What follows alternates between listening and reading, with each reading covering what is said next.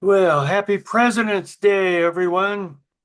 I don't know what you do to celebrate on President's Day, but it is what it is. And welcome to another session of the 18th annual Transforming the Teaching and Learning Environment virtual conference. I'm Bob Hales. I'm your moderator. We have with us Jill Halverson and John Bellotti from University of Wisconsin, Oshkosh. Jill is an accounting professor with more than 15 years of teaching experience in a variety of modalities, including online, high, hybrid, and high flex experiences. John is a seasoned instructional designer. What, you pour salt all over yourself every now and then? With 2 decades of experience in creating interactive learning environments. Um, they're both going to tell us about discussions that matter, videos that teach, tools to increase student engagements. I'm looking forward to it. So, John and Jill, all yours. Great. Thanks, Bob. Appreciate it. Welcome, everybody. We're excited to be sharing how we've increased engagement and learning in our asynchronous courses, mostly concentrating on Jill's courses so far today. My name is John Belay. Like you said, I have 2 decades of instructional design experience in a number of different modalities. Pretty much you name a modality, I've done it. But I also have a certificate in training and development in learning differences in neurodiversity with a specialization in autism because of my two neurodivergent children. So I took a lot of interest in that. And so that really kind of led me to some of the techniques that we're going to talk about today as well. And Jill, you want to explain a little bit more about yourself just to get started? Sure. As Bob said, I've had more than 15 years of experience in teaching accounting and business related classes. I've taught face to face, I've taught high flex, hybrid, and online, both synchronous and asynchronous classes.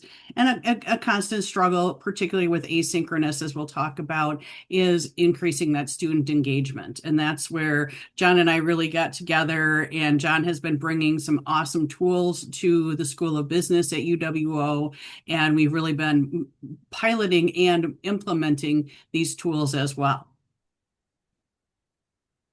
Great. Well, to get us started, I apologize right off the bat if I talk a little fast because I get excited about this stuff and I don't say more than 10 words a day normally. So, so to get us started, what if I could tell you that 84% of your students told you they participated in a course activity more than was required and they actually enjoyed the interaction?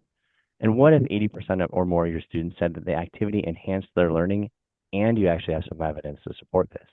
And lastly, what if 85% of your students said a tool helped them think critically about the topics in the course and you recognize an improvement in their understanding of the materials? Well, we're going to dive into how the implementation of specific tools and methodologies can help you do this in your course. So here's a brief overview of what we're going to do today. We've talked about the introduction already. We're talking about brain functioning because it actually sets the stage for all this. We're going to talk about interactive videos, online discussions. We're going to talk about the neurodivergent aspect of it because that's kind of what I like about things right now. And we're going to hopefully have some time at the end for a Q&A. So Jill, I'm going to lead us off with our first So, question. yeah, let's chat. So using your chat function in Zoom here, we'd like to get some information to help us direct some of the conversation today or how deep we need to get into different topics. So in the chat, type an issue you have had in online asynchronous classes. And if you haven't had an online asynchronous class, you can talk about face-to-face as well, but we're focusing a little bit today on my online asynchronous classes. So many of the issues we're seeing are likely familiar to ones you're seeing. And there's reasons for this and why these exist, particularly in online courses. So to understand why these issues exist, we'll explore some of the science behind them to set the foundation as to why the techniques work. So are we seeing anything in chat? Unfortunately, the way that I've set this up, I'm unable to see chat right now. We're not really seeing anything in chat as of yet, so but please feel free to put information in the chat as we go. We'll address some of the things that most likely some of the things that you're talking about as we go through. All right. Oh, here we go. Lack of to student interaction, a large rate of students dropping or failing behind, engagement. I feel like essays are where my students sometimes use AI. We'll talk about some of that stuff as we go through. We won't really address AI necessarily, but we are going to touch on it a little bit. So we're going to start us off by exploring why students, and really all of us, to be honest, sometimes struggle with some of the issues we have identified already. So to do that, we first need to understand the concept of executive function. Executive function is really a set of cognitive tools needed for self-control, working memory, and mental flexibility. It really helps us organize our thoughts and prioritize tasks, manage time efficiently, and make decisions that help us establish a structure and strategies for managing projects like taking a course and managing all of other responsibilities. And put simply, executive function can be a very large factor in why many students simply don't do the work, like using AI to do the work, for instance. So being an instructor, a student, a parent, holding down a job, these things require a lot of mental work. Whether or not we realize it or not, they really do. And it's amazing as parents, workers, and all the other roles that we play in our day that we're able to balance so many different roles at one time. I mean, seriously, if you think about it, how do we all do this and keep track of anything these days? And whether you realize it or not, you constantly use executive functions to help you get through your to-do list every day. And this unique set of cognitive skills helps us every day and every time we set a goal, we need to achieve a task, anything like that. But it can also impact not following through on these things. It can also impact why you don't do these things because your executive function gets overloaded. We do this many times each day, and we can take the process of learning. We can actually make the process of learning, more efficiently and effective if we take this into account. So on average, the human brain doesn't. Can you do the next slide, Jill? Doesn't really. There we go. Sorry. No worries. Fully develop until the age of 25, and this statistic is just an average as it assumes normal brain development and function. For example, on average, males' brains mature later than females, and many of our undergrads enter college at the age of 18, which we consider adulthood, but the brain really continues to develop through these years. So this is one of the main reasons if you've ever sent a child away to college, they often come back seeming much more mature. Not necessarily the college experience, sorry, that's maturing them. It's their brains are actually maturing with the most notable developments happening in the frontal lobe between the ages of 18 and 24, the part of the brain that's responsible for executive functions. So it makes sense that they come back more mature. So we often refer to college-age people as adults, but in terms of their brains, they're not yet adults. So maybe you teach graduate students, so maybe you think this isn't applicable, but even the general public in terms, it does affect them because in terms of cognitive load, they can get cognitively overloaded as well, even if they have executive functioning skills developed. So many of us, like I said, struggle with executive functioning issues, and for many of us, these are related to everyday life, with stress being the number one thing that we have to deal with. And stress caused by the responsibilities of work, family, friends can cause some of these issues, and for a good percentage of the population, they may have additional issues like ADHD, dyslexia, autism, things like that, that further complicate this. So to help understand how we can avoid these issues and help learners be more successful, we also need to learn about cognitive load. I promise we'll get to the other stuff as well here at one point. We're going to do a quick activity. So if you can, grab a piece of paper, pencil, a pen, notepad, a marker board, a marker, whatever. So something to write something down and something to write it on. And since Jill is an accounting professor, we're going to have you do a little math. Sorry, it's not going to be very complicated. I promise. This math is going to be anything that you guys can handle. So you'll need a piece of paper, scrap paper will do again, notepad, napkin, whiteboard, anything you want. I'm just trying to delay and give you some time to get a whiteboard or a marker or pen or pencil. You also need something to write with, again, pen, pencil, marker, etc. And then what we're going to do is we're going to say, listen first, wait until I say go, and then do what I ask on this piece of paper. And as soon as you're done, put the letter T to note the time or how fast you did it in the chat. So again, as soon as you're done, put a T. You can put the answer if you want in chat. That's fine with me as well. So ready? Here we go. We're going to get ready to go. So hopefully you have your pen and paper. Wait until I say go. Remember, you need to write all the numbers down when you do the question. I mean, we could ask to see your work. I know many of you asked to see your students' work, so we could do the same thing. Don't worry, I'm not going to have you do that, but we could have you turn your camera if we really wanted to. Type a T in the chat when you're done so I can note your time. All right, ready? Here we go. Add 3 plus 5. Remember, write it down. Go. We'll wait for a couple people. Oh, I got one in there already. Yep, I can see the chats now, so it's all good. Yeah, We got 2, 3, 4. They're coming through. really quick. We got a couple people, in here, like I would say the 2 or 3 second range, right? The answer is 8. So if you didn't get it, the answer is 8. I'm going to give you the answer. Good job. Pretty easy, right? So give me a moment. I'm just going to reset my timer here, and I'm going to be actually talking through this next one. So I apologize. Well, maybe I don't. Up front, that I'm going to be talking over while you're trying to work. So again, wait until I say go. Now I need you to add 9 plus 4. Go. 5, 6, 14, 13, 9, 2, 6, 5, 4, 3, 2, 1. All right, everybody's got T's in there. That's great. The answer is 13. Everybody got that pretty fast. I think you're all warmed up now. So I've got some good times here, which is great. I love this group. You're doing awesome. You're all doing well, even with the extrinsic load of music. Not music, with me talking over. I'll explain what that means in a second. But here's the next problem. So this one's going to be a little bit more difficult. Now remember, you have to write these numbers down and give me the answer. Wait until I say go. And in Roman numerals, add 5 plus 4. Go.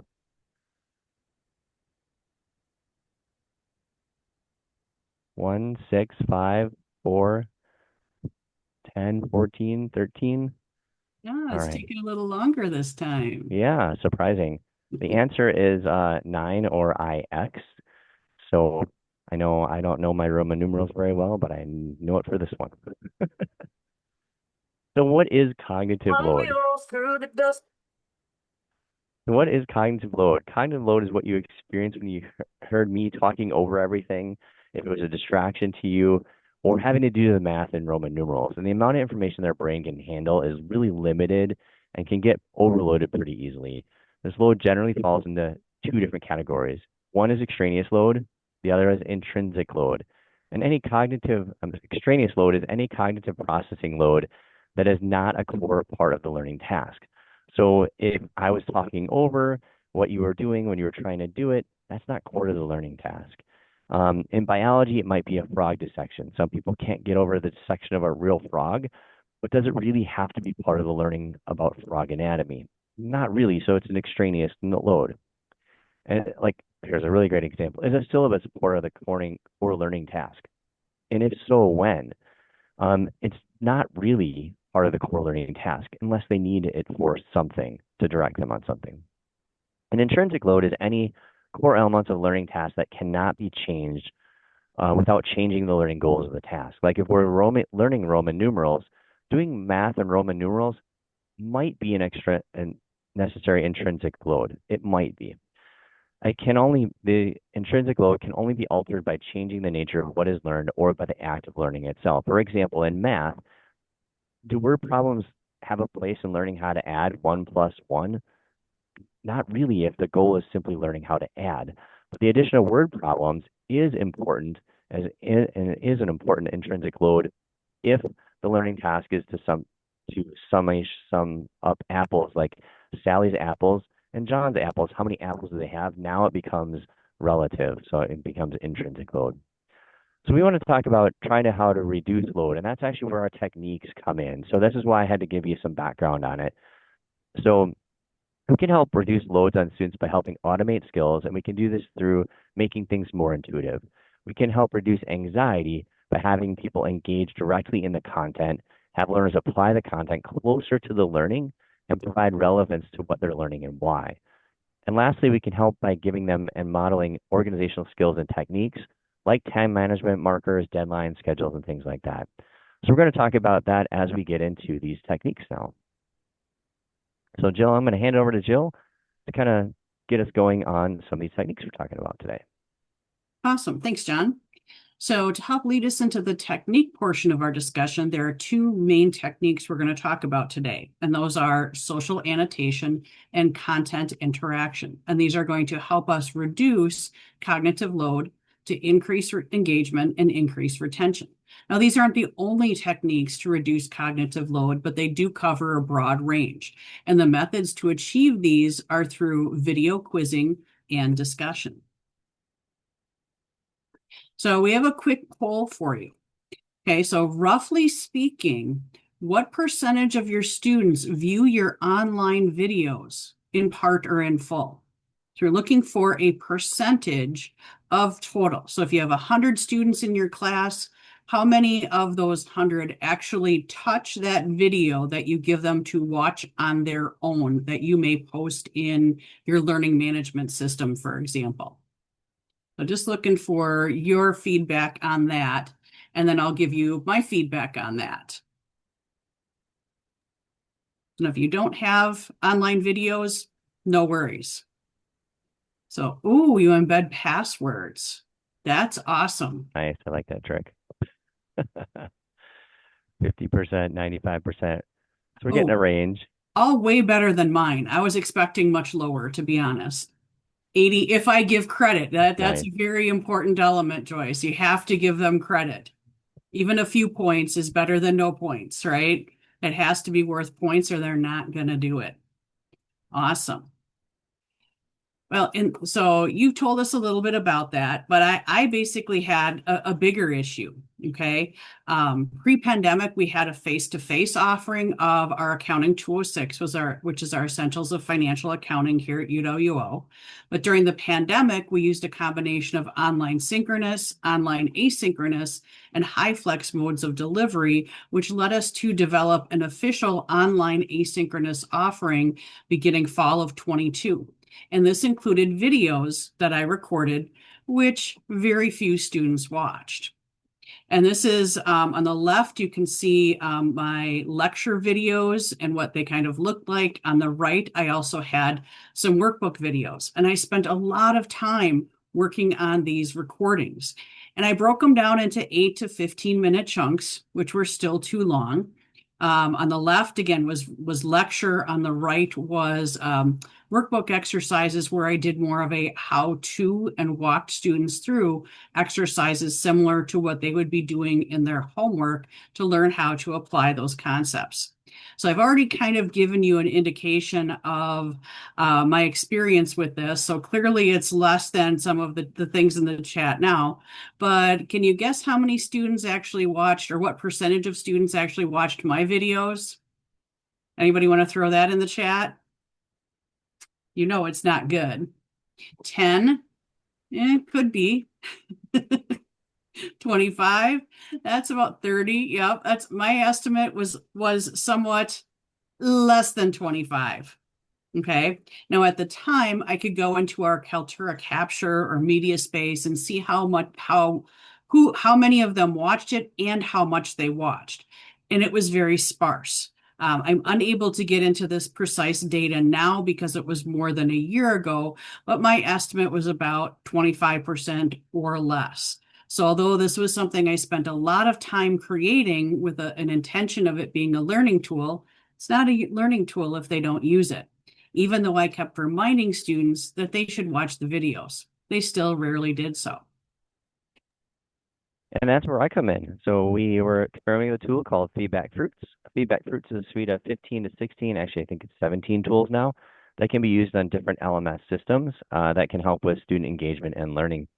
And the tool that we're going to focus on now is actually called Interactive Video. It's one tool that actually is sort of 3 tools in one. It's interactive video, interactive document, interactive audio, so you can annotate all these different things. And it's part of the social annotation suite of tools. So that's what we're going to talk about now in terms of Jill's increased participation rate. Okay.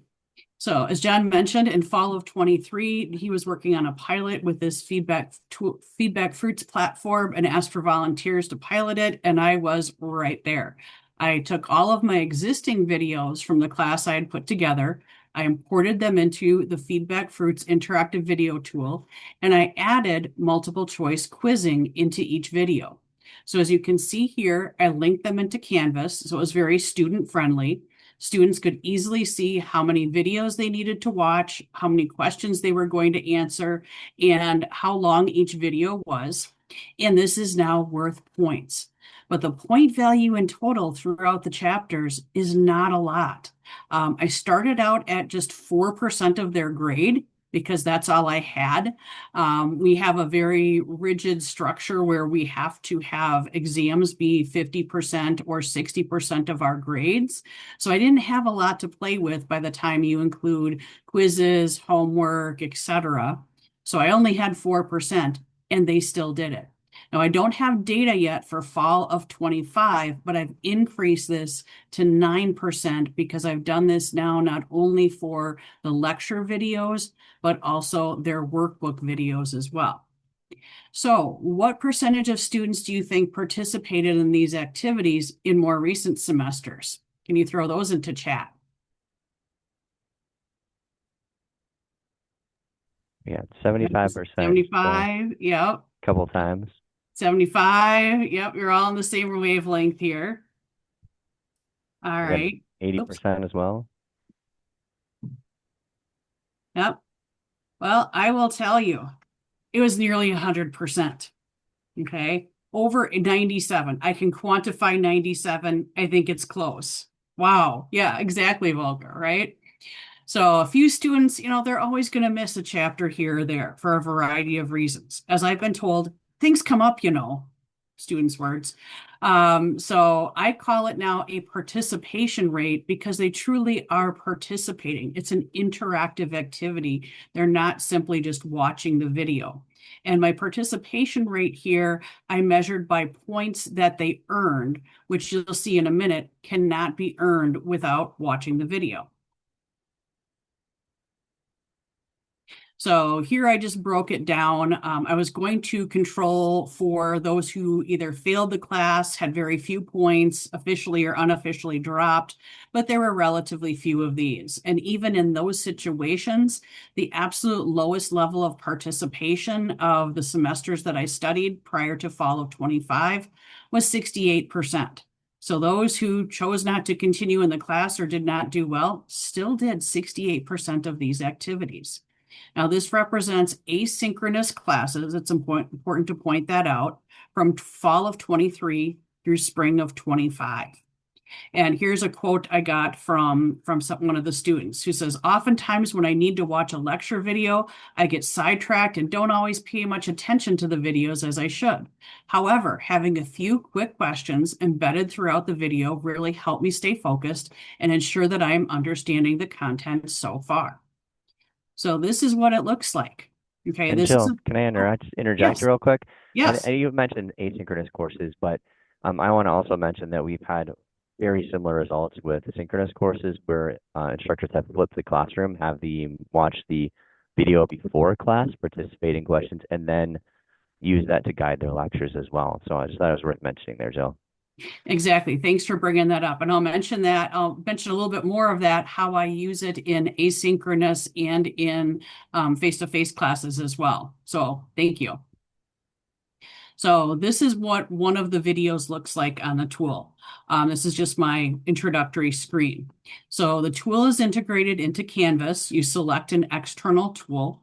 I just had to select the tool that I wanted to use, give the students some direction, import the narrated PowerPoints I'd already created the year before, and then all I had to do is place where I wanted to ask students questions to keep them engaged and reinforce the learning. So as you can see here, there are little locks. So here they're going to watch the video, they're going to click on watch, and once they get to the point in the video where one of those little locks is, the question is going to pop up. And they can't get past that until they answer that question. Now, the way I have it set up, and you can set it up any which way you want, they just have to strictly answer. But they typically will want to get more points, and the way to get more points is to answer correctly. The way that I do it is I have 25% just for watching the video, getting to the end, and 75% is actually for answering the questions. But they cannot pass that lock until they answer the question. So John made these little locks for me a little bit bigger so you could see them on the slide better, but they're a little bit smaller in real life. So let's say I wanted to add a question here. You can see on the bottom, I'm at 0.645 in the video. I would click on that little plus button, and then you'd pick from either a multiple choice or an open-ended question. And I'll show you how that looks here. So here I chose to add a question card, and I've opted for something called the scratch off mode. You can use multiple choice, you can have scratch off, you can do polling questions, you can have open-ended questions. I tend to use the scratch off because then they can answer a question, and if they get it wrong, they can try another option. And as you can see here, and I haven't put anything in this particular example, but you put your question at the top, each of the answers, and within each of the answers, you can add an explanation. So if they click on the first one and it says, nope, this is the wrong answer, I can tell them why it's the wrong answer. Okay. And then I can also have the flexibility. You can see in the settings on the lower right, I can require participants to answer the question before continuing in the video, which is where those little locks come into play. Now, grading is very highly configurable. Okay, as I mentioned, I award students 25% for watching the video, 75% for answering all questions. So and they really can't get too far without answering all those questions. And again, they don't have to have all the questions right the first time, nor do they honestly have to have them correct at all. But with that scratch off mode, you can see that if I choose to score on the multiple choice questions, I'm sorry, on the right, I should say, on the left is this when I use the scratch off mode. On the right, you can see what weight I give to each of the multiple choice questions. Now here I obviously didn't do the math very well because I have 110%, but I can use the multiple choice for correctness and basically tell it that that it has to add up to 100%. I see Heidi has a question. She says, does it integrate with the gradebook in your LMS? Yes, it does. I can tell it when I want it to publish those answers. I can even, I've discovered over the years, extend assignments. So if I have students who have had some particular difficulties that require an extension, I can give them extensions directly within there as well. So yes, you can publish. I had this in the next slide, publish it and integrate it within the LMS. So quite honestly, you don't have to do anything if you don't want it to. You are already getting everything seamlessly through your Canvas or LMS. But I can go in and see, now I can see participants and students. I don't want to show that here for privacy purposes, but I can see by question and the detail of each question who answered what and who is struggling with what. So here, just on a question level, I can see that 15% of students got this one wrong on the first try, but because they can use the scratch off, they could eventually get it right. But this helps me to understand that some did not get it right the first time. So now the question is, does this work and why does it work? So John's going to talk a little bit more about the theory behind in-content quizzing. Thanks, Jill. There's some specific research on quizzing students within content. It's the interesting part about this is really how they defined testing or quizzing. Testing really wasn't defined as like a formal test, like a multiple choice or essay test. The testing was really more along the lines of polling questions when a collective group of students would all be asked the same questions at periodic intervals within content or as a collective. Similar to what Jill showed you, everybody's kind of answering the same question basically at the same time in the video, regardless of when they're actually watching the video. I could be watching it at midnight, somebody could be watching it at noon the next day. It doesn't matter. We're essentially all answering the question at the same time. So nobody could really escape the fact that they were being quizzed. What they found is that it increased their retention of what students were reading or learning, and it improved their ability to transfer knowledge to different domains. So students were essentially tested every single day. And remember, use the term testing very lightly because there were often no stakes or low stakes assessments. And when they did this, students actually simply performed better. And this technique of frequent testing is consistent with a technique called interleaving, where a student studies in short shifts to help increase memory and retention. And Noah's circled on here again because Jill's testing during the videos would be considered low stakes or no stakes testing since the value was so low in her individual courses. So after using feedback fruits, overwhelmingly, students found that they really enjoyed using the tool. They thought it was easy to use. There was a sense of learning community because in some instances, you might have an open-ended question. They could actually talk back and forth with one another within the context of the video or document in some cases. They will allow them to apply knowledge to the real world. Like Jill with her questions would often have something related to what they were talking about, but maybe applied to the real world. It helped them think critically about the topic then as well. A lot of them found it was very useful to their learning and helped identify areas of improvement. So by having those questions, they're like, oh, I got that question wrong. Maybe I should study that a little bit more, kind of put that in their head. And it helped them engage more in the course. And we have some great student quotes on that that we've used in the past. And it also really, they thought it had a positive impact on what they learned.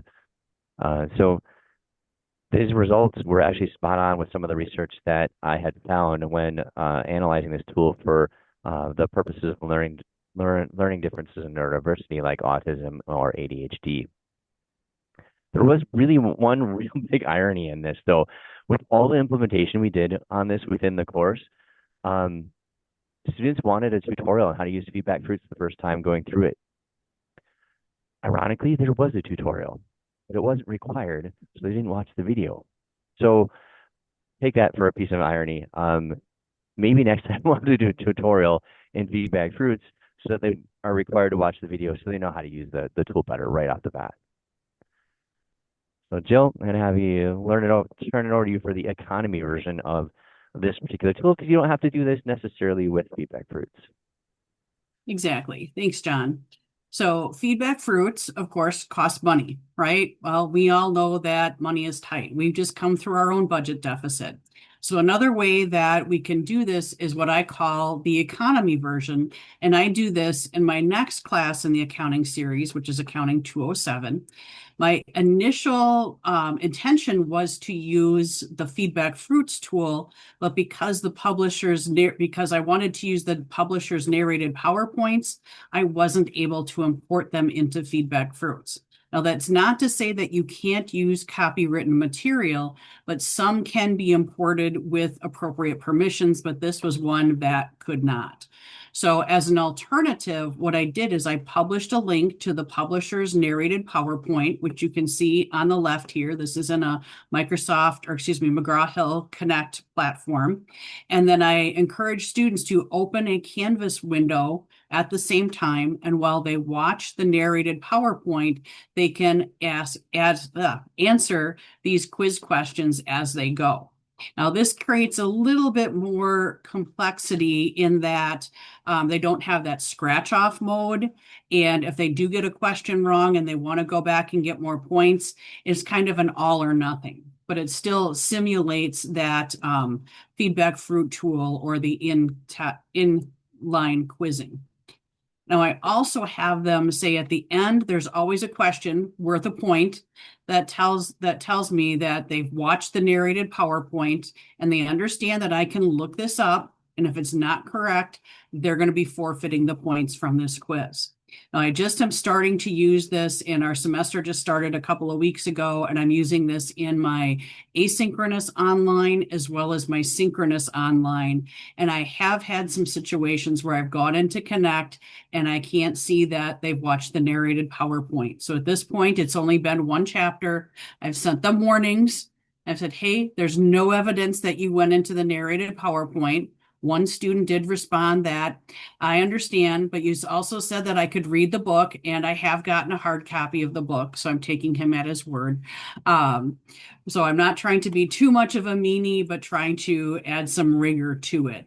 And it's a little bit more tracking, but it's still better than just having them watch lectures. So it's integrating that or interleaving, as John had said.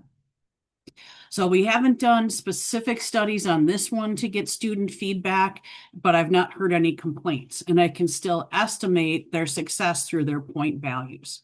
So as you can see here, on average, based on documented statistics within Connect, about 91% actually watch the PowerPoint. and the average quiz score was between 93 and 97%. So a cursory moderation of the quizzes indicated that most students did 1 or 2 attempts on the quiz to get their final score. Only a few did as many as 3 attempts on any given video activity. So I'm going to turn things back over to John to talk a little bit more about the steps needed to reduce cognitive load. So one of the things that we also did is we just covered video quizzing, which really covers both annotation and content interactions. Annotations can be discussions during the video or during the document, but we're going to move into discussions as a completely separate activity, kind of as more of an informal discussion to really concentrate on social learning. So with that, we're going to go into our next polling question. So it's pretty interesting because we have some really interesting data on this. How much do you think your students enjoy participating in online discussions? And you know the online discussions I'm talking about. The online discussions where they post once, maybe you respond twice. Do they really enjoy these types of things? And this can be in generalities: a lot, a little, not at all. Yeah. Well, I know to set the stage, we're going to talk about discussion boards. Yeah, a lot of people said a little at most, a little. Yeah, Yep. that's pretty much none. Yeah. So the asynchronous discussions really aren't very fun. We've been using and still use a discussion board in our LMS for some assignments, and typically this involves a closed-ended question or prompt provided by the instructor, which is then followed by a similar answer by every other student, who then is required to sort through all of their classmates' posts and find 1 or 2 that they might be so inclined to engage with and are required to respond to. Basically just a writing activity that students don't like.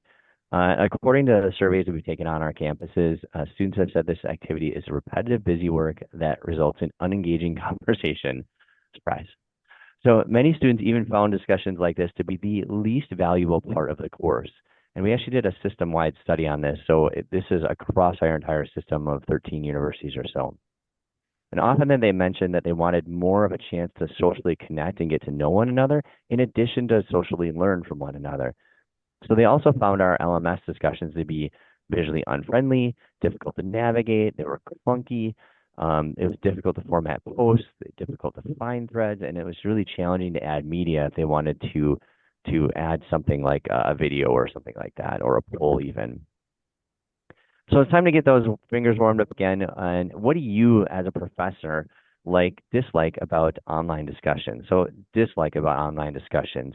So we're going to look at it from the instructor side of things. And I'm sure we've got many instructors in this session, probably some instructional designers and others that have heard complaints about online discussions. So think about some of the negatives you've heard about online discussions, again, from the instructor's point of view. What do you dislike about online discussions? Probably taking just a minute for them to type it in because they probably have a lot to say. Yeah, I'm sure. I know I'd have a million things to say just from students, just strictly from students. Probably similar to some of the stuff that we're dealing with too. Yeah, students using AI for responses. Yeah, for sure. They're not discussions. Students are really rarely willing to take each other on and disagree. I totally agree. Yeah, they don't want to upset the apple cart. Yeah, almost everyone says the same thing. Yeah, it's a writing assignment. It's pretty much going to be the same answer for everything. Yeah, tedious to grade. Yeah, if you're actually reading each discussion post, very tedious, especially if you've got 50 students in your class and it's essentially one answer question or one answer to that question. Yeah, students are not authentic, may not take it serious. Yeah, busy work. AI is strongly being used for posts and peer responses. Yeah, we all of that. So we're going to discuss. I agree. Yeah, we're gonna address some of those issues here. You really nailed a lot of factors we've heard on our campuses and a few more. They're difficult to grade. It's time consuming. Rubrics are hard to develop. We didn't hear that one yet, but they can be. Numerous similar answers, and it's really boring to sort through all these things and read them. So what if you could have a potential solution that addressed many of these? A program that auto grades based on participation. It only takes a few minutes each day, that doesn't have rubrics, so they're just discussing stuff. And it allows for a variety in conversation. And best of all, it's engaging for both you and the students. And this is where we found YellowDig comes in, as it can provide a solution to basically all these issues and many of the issues that you identified as well. So how does YellowDig really accomplish this? They really capitalize on the effects of social media, such as the FOMO, or fear of missing out. You can see this within students' discussion participation, often coming back into YellowDig to read more posts or react to each other's posts, even though they've already posted, sometimes even gotten all their points already. So it really capitalizes on the effect of social learning, where students can often learn something from one another or solidify their knowledge through the discussion, because a student will correct another student or slightly just adjust what they had said. And because YellowDig gamifies this social learning experience, it makes it similar to many other social media platforms or sites, but with this educational twist to it. So this method of agency has some really great benefits, giving students more agency and relevance, because what I've observed anyway is that student agency is increased in YellowDig because students choose how they want to interact with others on YellowDig. They can post, comment, or whatever they want when they want, assuming that it's course related. It doesn't mean that it never gets off course, because it does. But it usually comes back. And I have some really phenomenal examples of this that I've encountered in the past. Student relevance is increased in this because students decide what they want to explore, and that provides relevance to them in their future position or interest, especially if the conversation is open or semi-directed. Student mastery is increased in YellowDig because students become co-creators of this knowledge, which ultimately allows for greater mastery of topics. Again, especially if the conversation is open or semi-directed, which I'll talk about in a little bit. And lastly, students can increase connectedness in YellowDig because they typically go beyond the one post and two comment formatting, connecting with other students and the instructor in areas that interest them, helping them to garner connections between students on a given topic. So we had instructors use YellowDig in three main ways: open, semi-directed, and directed questioning. I'm going to start with open. Open questioning means it's basically just like your open format discussion. Here's a topic, go talk. Like 1-word, 2-word topics. That's it. We give them very broad topics to discuss. It could be something like economic theory, accounting principles, leadership theories, because that's kind of our topic for the week. This focuses students in a specific area of the work, but doesn't direct it. So the discussion is completely driven by students. They can share articles, they can share something that they've encountered in the workplace. And so it's really, really, really broad. And although instructors may provide some guidance, this approach really provides a student-centered, student-driven experience, and really encourages students to dive deeper into the topic in a way that relates to them specifically, or the course-related topics that they are interested in. I'm going to jump to the other side of this, which is directed discussion, because it's the other end of the spectrum, and the one in the middle is obviously kind of a both approach. So directed questions are what many current discussion platforms revolve around, which is really that here's a question, post around it, and then post back, or respond to other people. I really call these writing assignments poorly disguised as a discussion, because they're really not discussions. In these situations, students answer the question that often have few answers, and they respond to other posts, often similarly to everybody else that's responding. And then our middle one, which is semi-directed, it kind of takes a combined approach, saying, hey, you can answer these questions if you want, or you can take your own question and answer or post your own thing, post an article, do whatever. So sometimes it's a little bit of both, where we've got some questions that kind of get people started on stuff, but you can also leave it completely open. The part I like about this approach the most is that some students, many are in our neurodivergent population, may not respond well to an open question. So this gives them some solid direction if they need it, while also allowing them or others to just explore topics that are really interesting to them within that curriculum and how they might apply it. So I'm going to hand it over to Jill here to talk about how she approached this with her classes. Okay, thanks, John. So I basically do this in a semi-directed method. So in Accounting 206, which is the first in the series, to get them started, I create prompts for each topic, but students can create their own posts if they choose.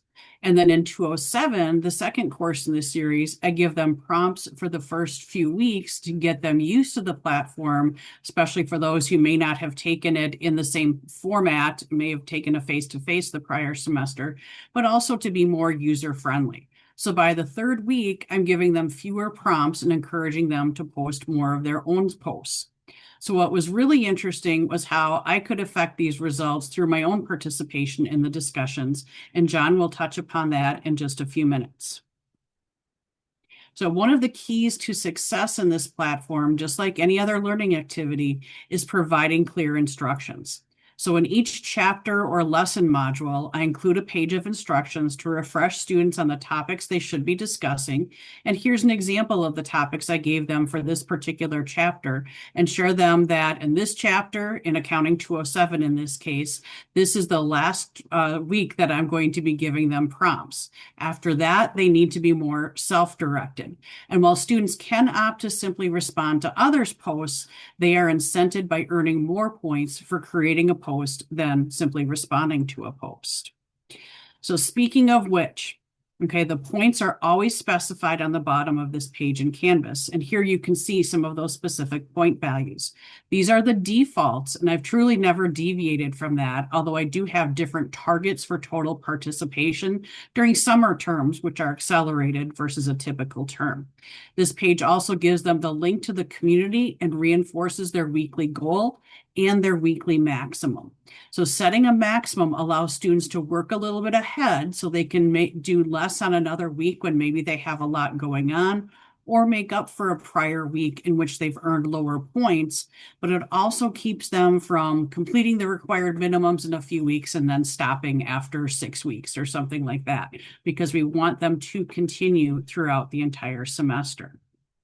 So here's just a screenshot of what a community looks like and how to post. Students will simply click create on the top right, and then they have to, if you select this option, add a topic. But I will always have them add a topic because it's just easier to filter the comments through that and have them stick to certain topics within certain weeks.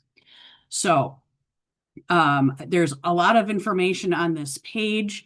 You can see on the lower right, there's recent accolades. I blurred that out because I didn't want to have any anonymity or privacy concerns there. But when you actually go to make a post, you're going to get 280 points if you have 40 or more words. And then when you go to, you can attach here, you can attach a file, a video, an image, or an audio. You can do emojis, you can draw, you can poll, you can use a formula. I've pretty much stuck to written or recorded, but you can expand to do any of those functionalities. So here's an example of one of my prompts regarding GAAP and traditional income statement versus contribution margin income statement, and a student response. And the student earned 210 points for this. Now I can add a reaction, and if I do, the student gets 55 points. I can add an accolade. That would vary. I can manage the points, plus or minus. So if I say, you know, this really wasn't a very well thought out post, I can subtract points from that, or I can add if I want to. I can flag the post as inappropriate. I can also bookmark the post. Now, students can add an emoji and they can bookmark a post. I can do just the things in the middle there. So overall, my results were very good. More than half earned the maximum number of points, and more than 3/4 earned 70% or more. Again, I did not control for those who dropped. So if they started the course and enrolled in Yellow Dig, they are included in this count. And so any of the less than 70%, I'm anticipating were part of the withdrawal rate or the unofficial drop from the class. So we're going to move on to another polling question real quickly. I think we're running out of time here. Bob, you can help us out with that. So how much credit do you think I give students to have such high participation rates? And I think rather than wait for answers, we're going to have to move forward, right, John? Yeah, I think so. So again, I only offered 4% of their total grade, and I used weighted averages for all of their different assignments, and they still participated this highly. So that's a huge testament to how strongly students participated in this particular platform. So, and here's a couple of things. I won't spend much time on this because I know we're running low on time, but the one on the bottom I want to pay particular attention to. Comments per active member ranged from roughly 15 to 34, with an average of 32 times students posted in a 14-week class. And this is the key measure, according to Yellow Dig, that is more strongly associated with improved learning outcomes. So we have some kind of hard and fast data on the impact of this. But John has some further impact, broadening it out to our other users on campus. Thanks, Jill. And we piloted the program, and in the fall of 2023, we expanded the use of Yellow Dig, utilizing it in multiple courses before it really took off. Students and instructors responded really well. You can see some of the results here. 98% thought it was easy to read and apply. 84% participated more than required. More interesting conversations, enhance their learning, all this stuff. Yellow Dig claimed around a 0.58 correlation between Yellow Dig use and the student's grade in a course, and our results are right on track with that. Sometimes a smidge higher, sometimes a smidge lower, but generally right on track with that. I have two quotes from students that really summarize what I learned, what I heard from many of them, which are discussions have a more to get this off of my to-do list mentality, while Yellow Dig felt really more like a long-term assignment or even a game. Another one said, I thought it was a great way to do discussions, and the point system holds us accountable to actually make, repost, and respond to other students. This caused me to visit Yellow Dig multiple times a week, whereas a Canvas discussion, I normally log in once a week and I'm done. As a recent student in some classes, I totally agree with what they just said. Instructors loved it too, with one mentioning it's similar to an in-person discussion, and that the system sort of gamed the students, making them rack up points. And another instructor who mentioned how they liked it better than a traditional discussion board because they could monitor discussion and let it grow organically, and allowing it to grade based on participation so they can engage or not engage when they wanted to. What was really interesting about this discussion platform was that the more the instructor was involved, the more the students were involved. In our LMS, when an instructor gets involved, that's pretty much done. We're done with the conversation. But in this case, even when the students reached their points for the week, they didn't have to be involved and were anyway. The chart here shows the number of engagements per course versus how much the instructor was active in the course. And there's a direct correlation between the two. The other thing you can get from this chart is the number of engagements per week from students. This included posts and replies to posts. We would only get the minimum from our LMS discussions, which was around 2 to 3 engagements per week. With Yellow Dig, we see 3 to 5, and in some cases, 14 engagements per week. Also, what is not shown on this chart is that students also simply read posts.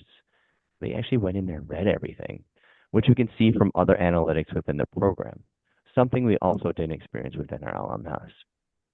There are benefits to this for our neurodivergent students, particularly with those with ADHD or autism. When using interactive document, it can lower cognitive load. We're talking about feedback fruits that we talked about earlier. And for the ADHD learner, it can do this because the video is broken up into smaller chunks, which can help maintain focus.